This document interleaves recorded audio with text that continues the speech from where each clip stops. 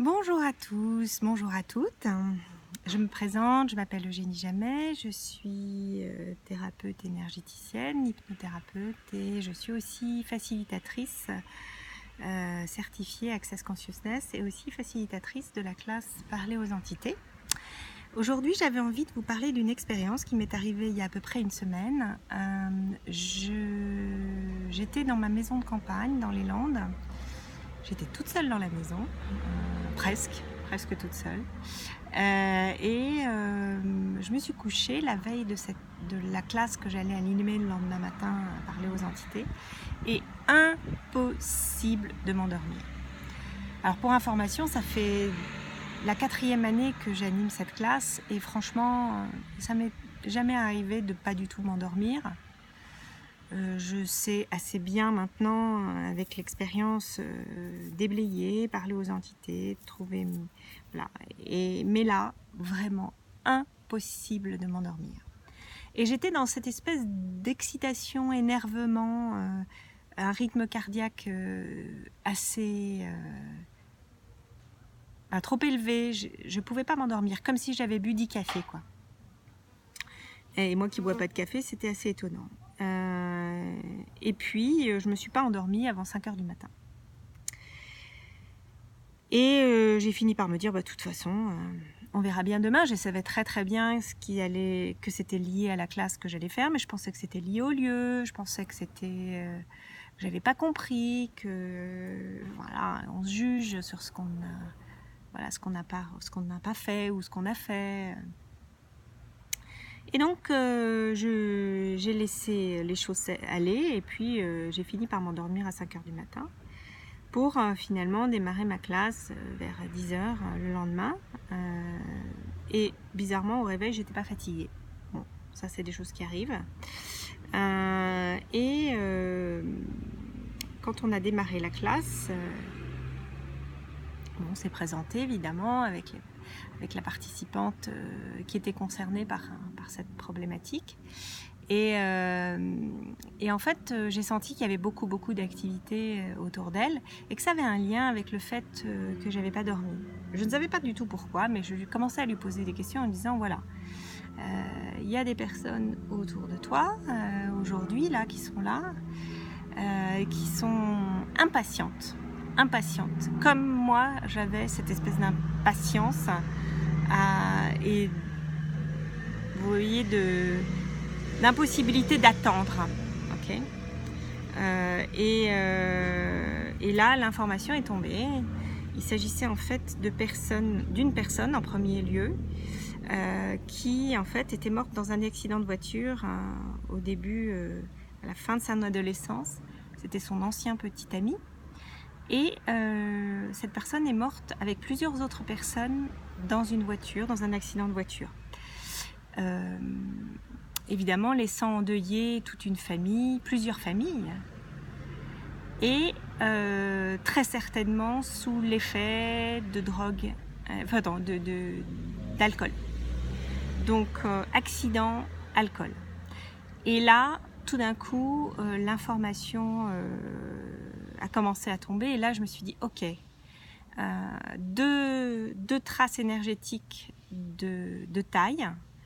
Donc, la confusion de l'alcool et l'excitation et l'énervement ou la colère de la mort, de l'incompréhension de ce qui leur était arrivé, lié à la mort traumatique de ces jeunes gens. Et en fait, en discutant avec la participante, il ne s'agissait pas de la seule personne de son entourage qui était morte de cette manière-là, puisqu'il y avait une autre personne encore, un peu plus tard, à qui c'était arrivé dans les circonstances à peu près identiques, c'est-à-dire alcool, accident de voiture.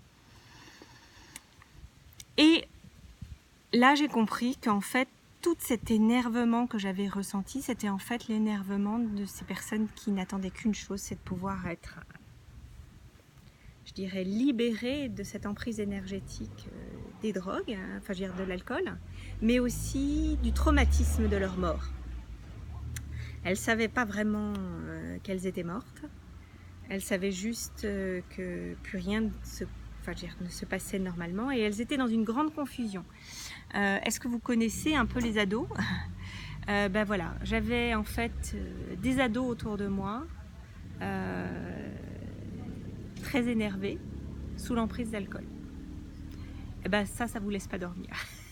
Et en fait, quand j'essayais de m'endormir et que je déblayais la veille, j'essayais désespérément de parler de manière logique, mais quand on est sous l'effet d'alcool, on n'est pas logique, on est juste confus. On est souvent très énervé, excité. Et moi, je rapprochais ça à plutôt la manière dont moi je percevais l'alcool quand j'en bois, c'est-à-dire m'endormir. Donc, j'ai pas une seule seconde pensé aux médicaments, enfin à la drogue, pardon, à l'alcool, pardon, en pensant. Et donc, j'ai pas déblayé ça la veille. Si j'avais pensé à déblayer les effets de l'alcool et aussi les effets du traumatisme de leur mort, probablement que ça se serait dissipé tout de suite. Tout ça pour dire que ça a eu un avantage, c'est que ça m'a fait travailler aussi sur cette vidéo et sur l'expérience que je peux partager aujourd'hui avec vous.